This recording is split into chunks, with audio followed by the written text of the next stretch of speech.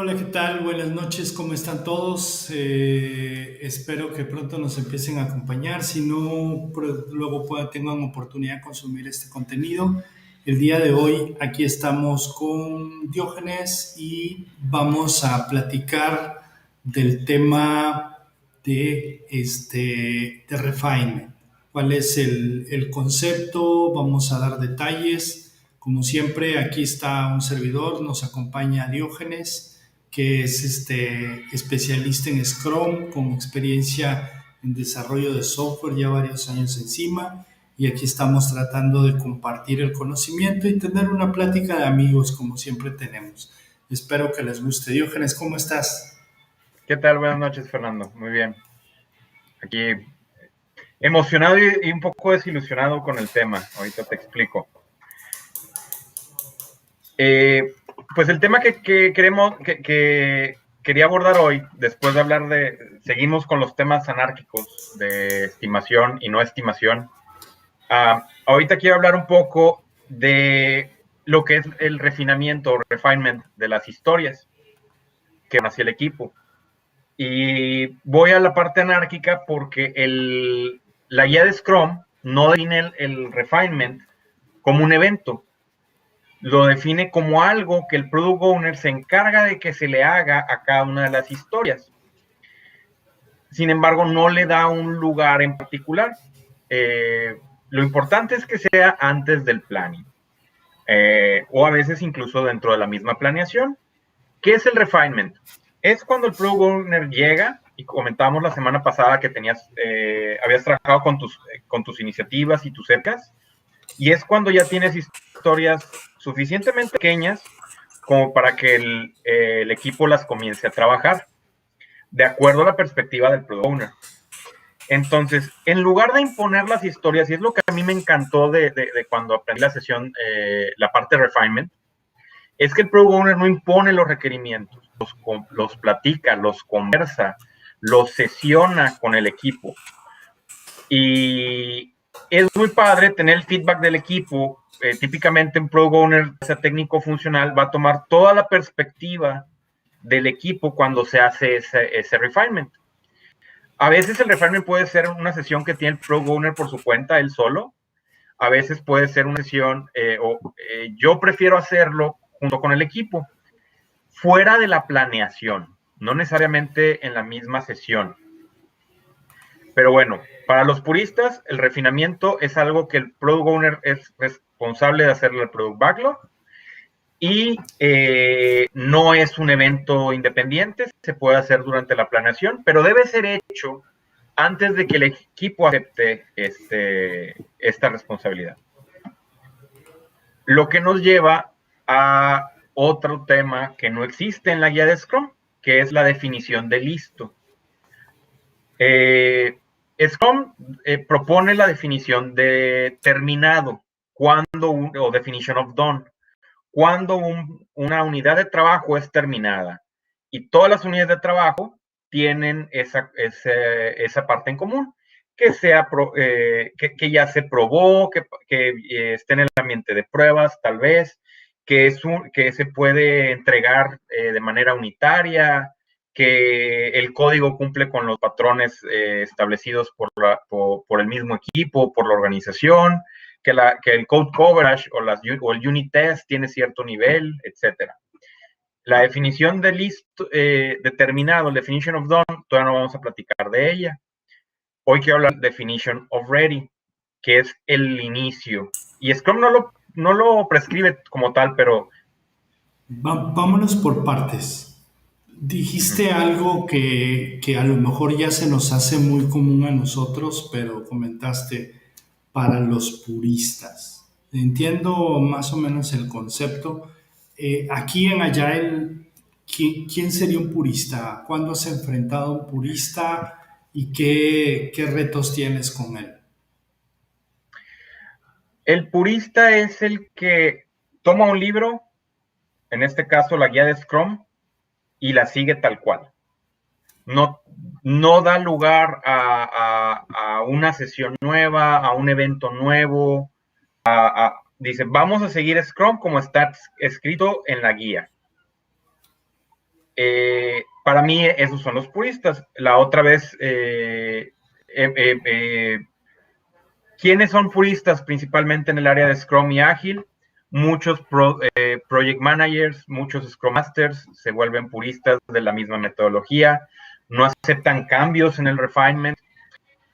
Recuerdo un compañero que cuando hablamos de una retrospectiva con tema, decía, no, la retrospectiva se debe preguntar qué estuvo bien, qué estuvo mal y cómo mejorar. No podemos cambiar el tema. No le cuadraba la parte de los temas en la retrospectiva. No le cuadraba la parte del definition of ready, porque no está prescrita en la guía. Entonces, ¿por qué vamos a tener una definición como equipo? Te estoy encerrando porque desde que yo te conozco eres una persona que lees muchísimos libros. Siempre que surge un tema, lees todo lo que puedas alrededor de ese tema antes de considerarte que puedes actuar. O sea, ¿cómo superas esa parte de no ser purista? ¿O si lo eres? La superé cuando cuando cambié la perspectiva de seguir la prescripción a ver qué le funcionaba a mi equipo, al equipo en el que estoy trabajando hoy. Cuando superé el tema de mejores prácticas, ellos están haciendo esto, vamos a hacer eso. Entonces, yo creo que ahí fue cuando superé el tema del purismo. Es recomendado ser puristas cuando inicias con la práctica. Pero ya que la comienzas a dominar, ya que tienes 2, 3, 4 equipos, te das cuenta que aplicar las mismas reglas o sesiones no es válido, porque los equipos son distintos, las personas son diferentes. No. Ahí llegamos a un punto bien interesante. O sea, me encanta lo que estás diciendo ahorita. Lo que me estás diciendo es que no puedes ser purista o no es recomendable ser purista porque le quitas lo ágil a la Agile. ¿Sí? Le quitas la agilidad, esa capacidad de adaptarte al entorno, a la empresa, a la persona, al equipo. Esa es la agilidad, ¿no? Ese es el fondo, digo, y si hablamos de Scrum, abajo de Scrum está la agilidad y es el foundation para hacerlo. Entonces, lo que te estoy entendiendo es que te diste cuenta que ser purista era quitarle la agilidad a la agilidad, a la Agile, o al, ¿sí? Corres el riesgo de ser ágil en lugar de hacer ágil. Perdón, corres el riesgo de hacer ágil en lugar de ser ágil. Haces las prácticas, sigues las metodologías, pero no fomentas el cambio de filosofía que requieres en los equipos.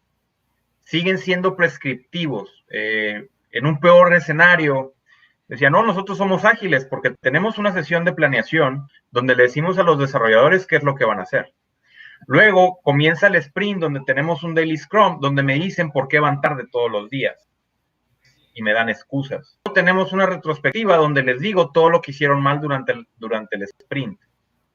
Entonces somos perfectamente scrum, somos perfectamente ágiles, seguimos todos los eventos y todas las métricas. Sí, pero no estás permitiendo que el equipo hable, no estás permitiendo, puedes hacer las cosas sin ser ágil, puedes hacer las prácticas sin ser ágil. Ahora es muy importante practicar las cosas de manera purista para aprenderlas. ¿Por qué? Porque es la única manera de saber que efectivamente no te van a funcionar. Entre el concepto... De ahí vas mejorando. Entre o te vas adaptando. El concepto de yo lo aprendí ya después, pero lo relacionan mucho con los ágiles. Es una filosofía japonesa que es Shu-Ha-Ri. La habíamos, básicamente, voy a poner una liga interesante. El Shu es cuando tomas algo nuevo y lo haces a como viene. Lo practicas, sin cambios, sin opiniones, sin creencias. Crees en el framework, crees en la metodología, crees en la práctica, tal cual viene. Ja es cuando comienzas a ver los beneficios de hacerlo tal cual viene del libro, guía, curso, certificación, etc. Y el RI comienzas a experimentar con otras cosas. Algo que yo vivo muy personal en esto es con mis hijos y el ego. Comienzan siguiendo las instrucciones y armando pasos. Entonces, vamos a armar un camión de bomberos. Se perdió el instructivo, ya no hay piezas. Mi mamá les regaló una caja de piezas misceláneas. Y el mayor se armar cosas sin instructivo. ¿Por qué? Porque ya había seguido las instrucciones muchas veces y es cuando llega la parte creativa.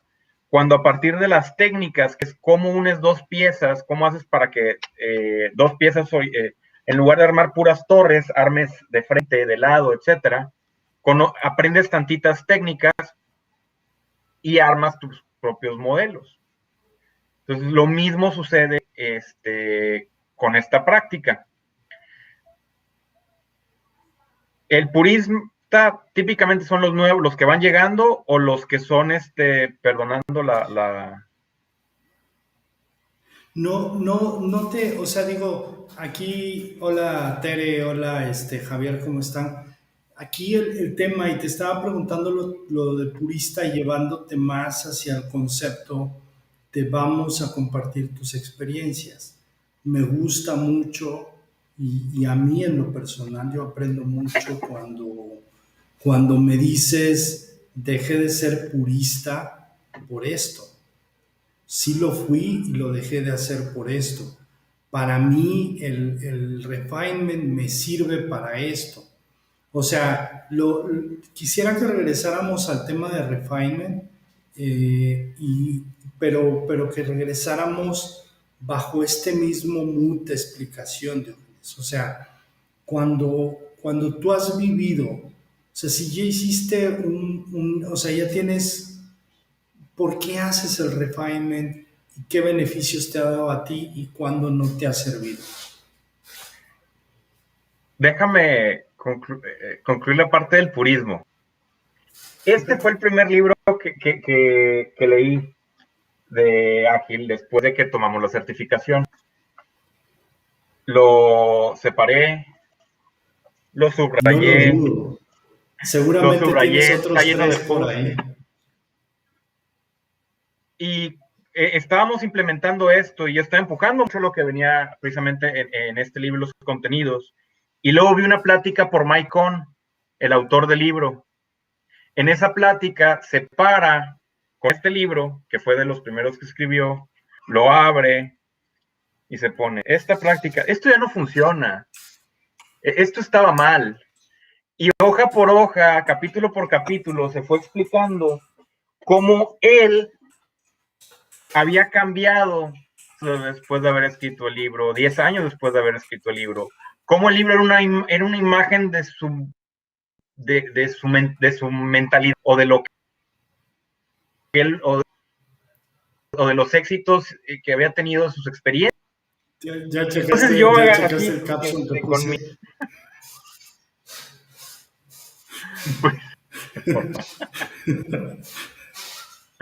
Entonces, fue cuando yo dije, bueno, si esto cambian de opinión en base a experiencia, pues entonces fue el 20 de decir, ok, los libros hay que leerlos, están ahí, son mejores que los artículos, juntan las experiencias de las personas o de transacciones hipotecarias por todo lo que sucedió en crisis, pero bueno. ¿Regresamos? Sí, o sea, al final esa lectura te va dando criterio, ¿no? O sea, te va dando criterio que ese criterio vas y lo contrastas contra la realidad y esa realidad normalmente termina termina educándote todavía mejor, esa experiencia. Por eso siempre sabes muy bien que lo hemos platicado. Lo que buscamos aquí es platicar esa experiencia, o sea, digo, tú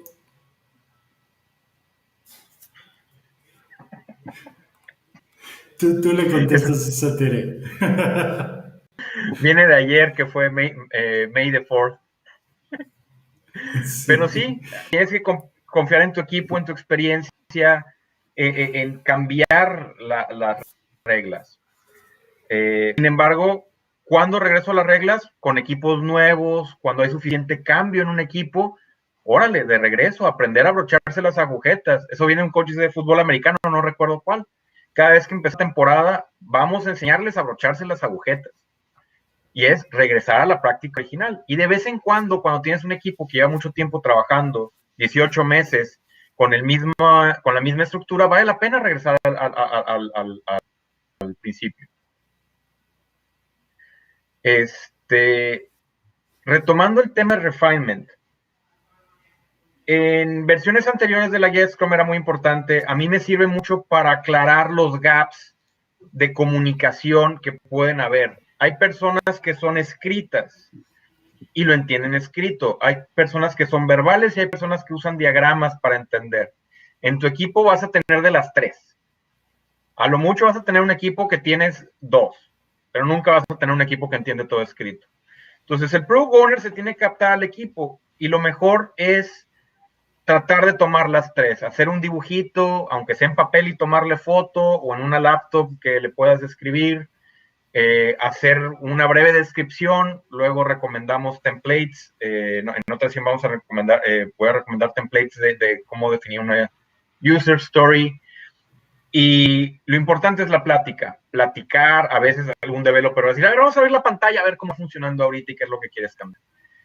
Y hay que permitir eso en el refinement, ¿no? Es una conversación, es una negociación entre el product owner que va a explicar el cambio y el equipo que lo entienda.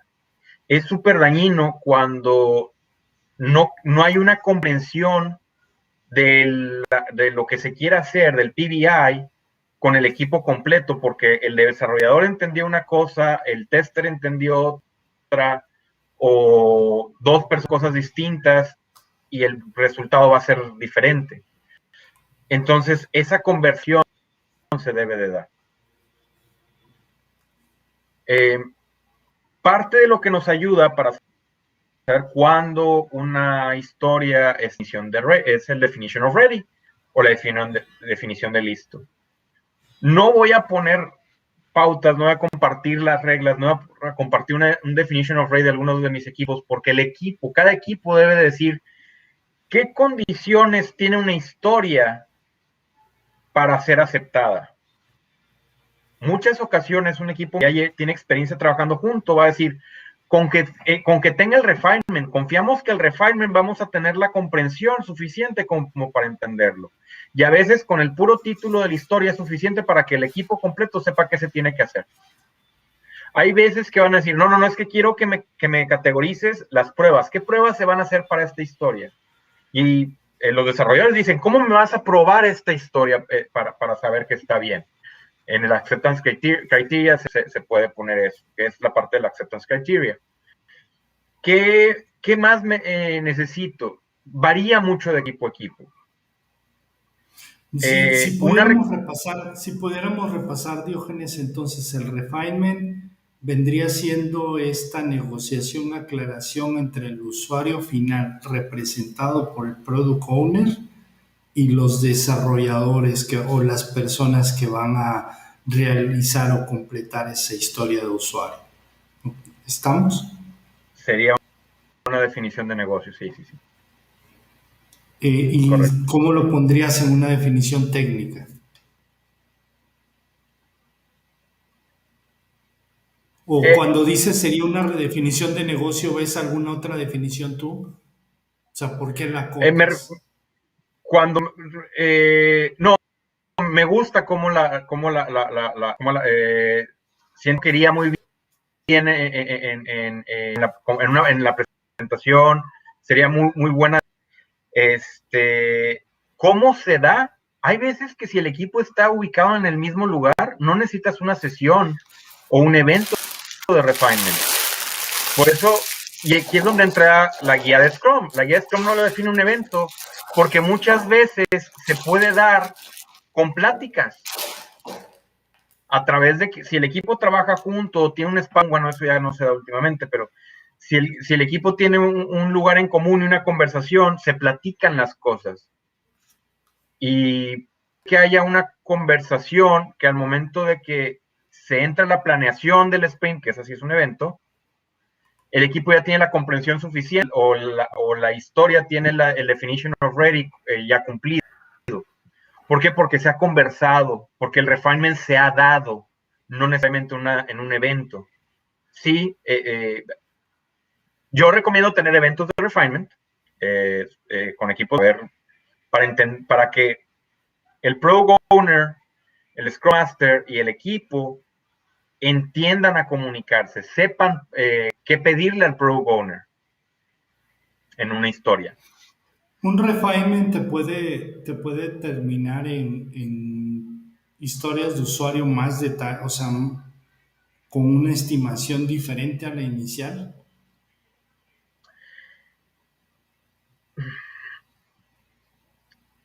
Definitivamente, porque puedes traer un user story que es una sola línea y crees que todo el mundo lo va a entender y que va a estar fácil, y cuando el equipo te empieza a hacer una pregunta, dos preguntas, tres preguntas, la respuesta sabes que la historia no está lista, que tienes que con Product Owner tienes que regresarte a pensarla más.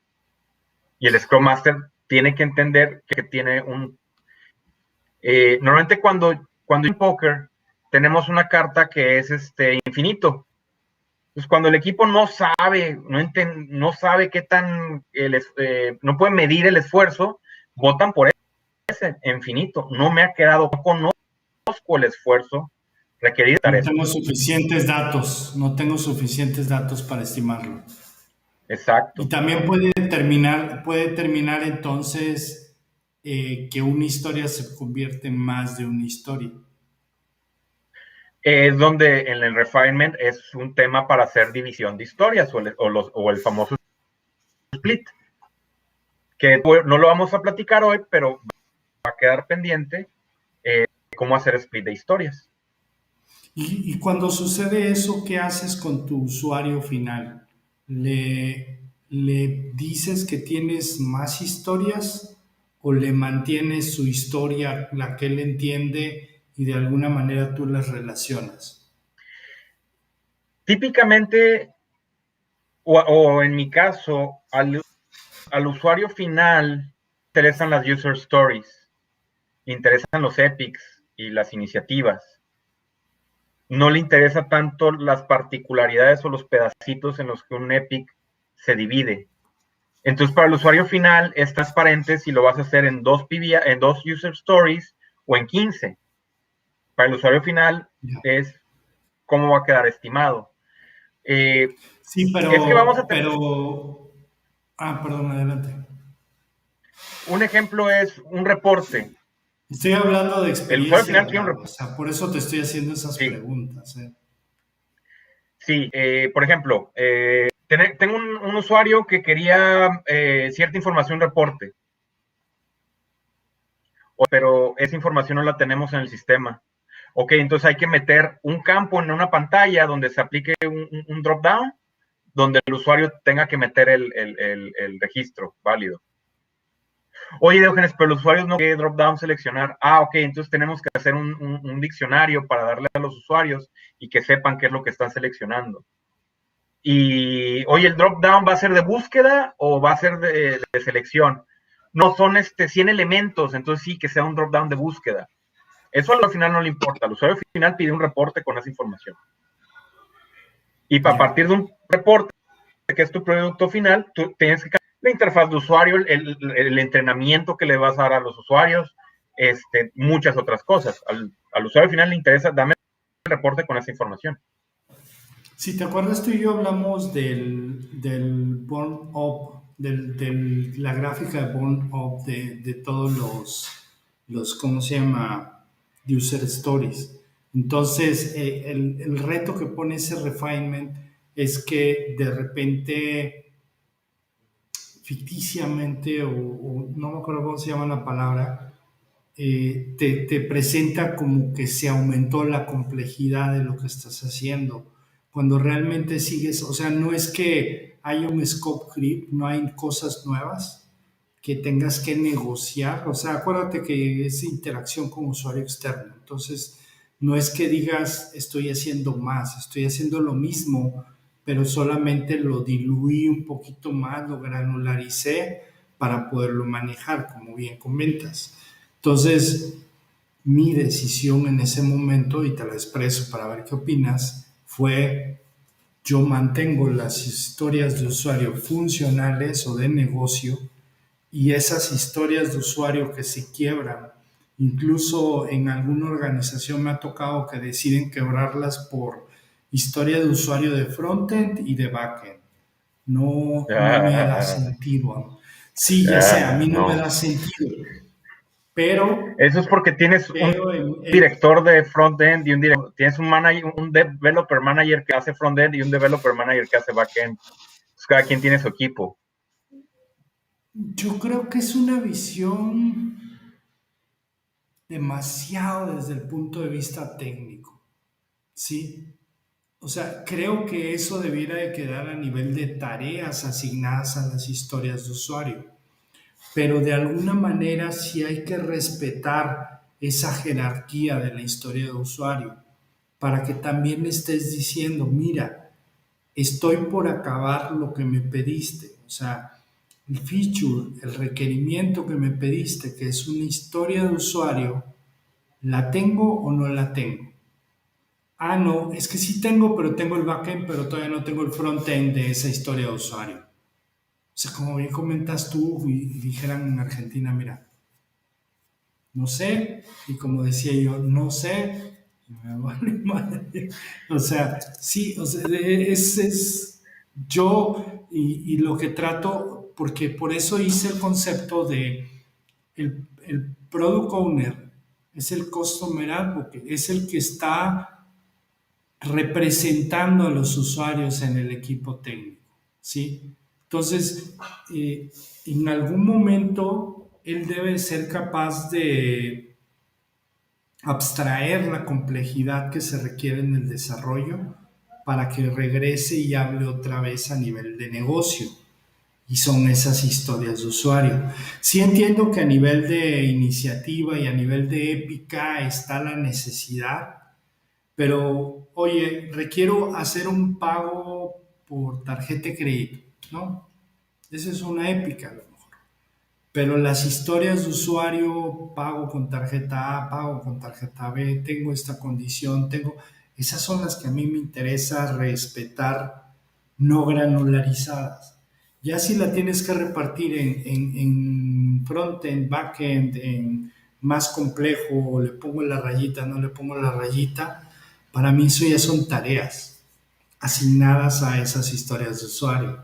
Y estoy hablando muy en Jira también, quizás, no sé si estoy de acuerdo. Eso te va a decir, estás hablando mucho en la herramienta que usas, porque Sí, sí. independientemente de cuál sea, porque yo te diría, pues mete un nivel arriba. Habíamos hablado de iniciativas y mete el concepto de feature y al usuario le presenta feature y al equipo le das las historias de usuario. Tú tal vez no tienes la opción de meter algo entre la épica y el user story, entonces estás diciendo es que esas son tareas. Sí, o sea, ¿Para no importa quién? cómo le llames, no le importa cómo le llames a la jerarquía, siempre y cuando fácilmente pueda yo identificar qué está hecho y qué no está hecho, qué está listo y qué no está listo, o sea, qué está listo para comenzarse a hacer y qué está hecho y no, o no está hecho. ¿Sí me explico? Porque El, entonces yo llegaba y decía, oye, ¿y esta historia de usuario o feature o lo que quieras, esto que pidió el cliente ya está hecho? Ah, o sea, ve y checa las historias de usuario. Sí, pero ¿cómo está la relación? O sea, no me mantuviste la relación. La despedazaste tanto tú para tu necesidad que te olvidaste de mi necesidad. ¿Sí? aquí te voy a cambiar. Por ¿Para favor. quién son los users? ¿Para quién son los user stories? ¿Para tu No, es un cliente medio de o para tu comunicación. equipo? El user Es story debe de... para mí es un medio de comunicación entre los dos. O sea, es una forma de un acuerdo común entre los dos. Sí, pero no es entre los dos porque el usuario no se sienta con los desarrolladores. Aquí es donde entra, Sí, sí se sienta ahí, lo sí representa, se sienta con los desarrolladores. Ahí está, por eso. lo representa, pero el usuario Pero no está yo, sentado con los desarrolladores. Entonces, pero yo el como product owner, representante tengo que ser capaz de regresarle, ¿no? te lo voy a... Es que volvemos a la parte ágil y a la parte purista del manifiesto. Me voy a regresar al manifiesto. Entregas working software. Al usuario final le entregas un demo y le enseñas lo que se trabajó. El hecho de estés entregando al usuario final, hicimos estas user stories y aquí están las 5 y le estés mostrando un burn up, me habla de un user story que está contando historias o está contando puntos, no está haciendo demos. El usuario final debe estar viendo el demo, él debe medir en el producto, no en las gráficas. Las gráficas le van a servir al Scrum y a management y al equipo para saber cómo mejorar o cómo identificar sus procesos y cómo sientes y cómo entenderse mejor entre los distintos roles.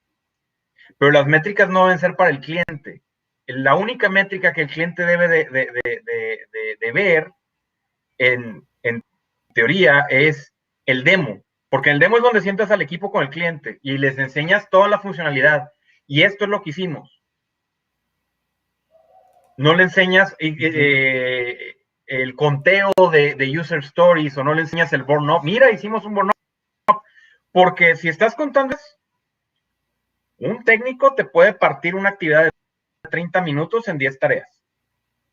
Y si vamos a esas, pues cada tarea es una user story. Y definición de ready, si soy muy ingenioso. Entonces, ¿qué es lo que estás entregando y qué es lo que estás midiendo? La idea es no medir tareas o cantidad, sino medir el resultado final en el demo, que el cliente quedó satisfecho. Y se lo ves en la cara cuando haces el demo. Ok. Aunque empezamos tarde, ya cumplimos los 30 minutos y para mí esta plática, para mí en lo personal, está muy interesante. De inicio sí se comentaría con a ver qué dice.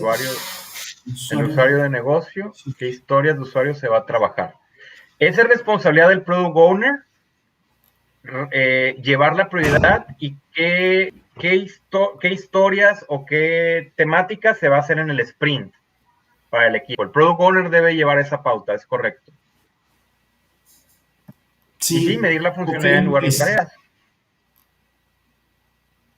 Yo la verdad es que quisiera que respetáramos los 30 minutos y quisiera que profundizáramos en esta discusión. Te Sí. agradezco mucho porque realmente esto que estamos haciendo ahorita, estos últimos 15 minutos, es lo que creo que a mí me interesa compartir. ¿Sí? O sea, me interesa interactuar y compartir esto, porque así como yo aprendo, creo que mucha gente pueda compartir. Y mira, hola Eric, ¿cómo estás? Sí, o sea, el tema es medir la funcionalidad en lugar de tareas, pero el tema es cómo por un lado le das a las herramientas al equipo técnico para que avance, para que se mida y todo eso, y cómo le dices al usuario final. Sí entiendo que reportas el work in progress, reportas los demos, pero en ocasiones el demo a lo mejor no te da la suficiente profundidad, sobre todo cuando estás trabajando mucho en back office, ¿sí? O sea, en la parte la última entrega que hicimos, el trabajo fue brutal. Hubieron muchos roadblocks, pero a la hora que veías tú el demo, de la semana, del sprint anterior comparado con decías, pues no se ve nada. Pues no, porque todo está detrás, ¿sí me explico? Estás garantizando un montón de cosas y no necesariamente, o sea, lo que llegó al resultado palpable era muy poco.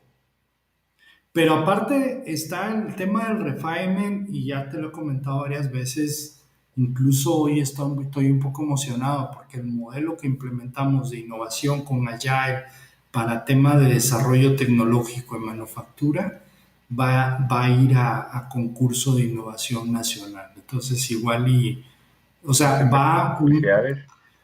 va uno de los proyectos que se hizo a través de esta metodología. Entonces, como que van a llevar el proyecto y la metodología.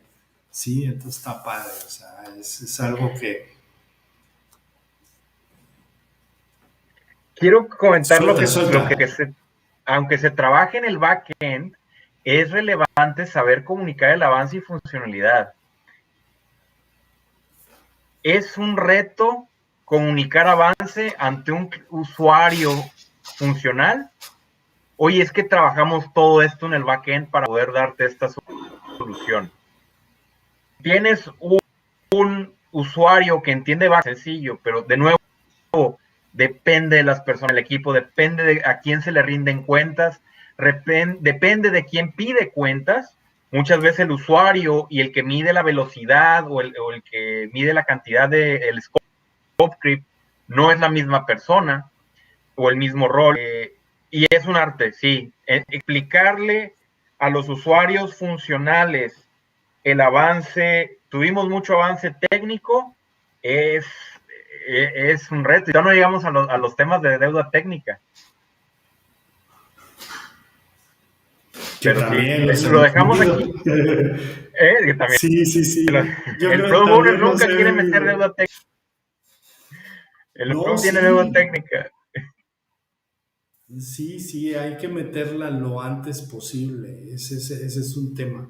Pero bueno, Eric, Tere, Javier, espero que estén por ahí. Les mando un fuerte abrazo. También nos estuvo acompañando alguien más que se llama Norma. Norma, muchas gracias por acompañarnos. Espero que te haya gustado lo que compartimos. Nos vemos aquí el miércoles a las 8.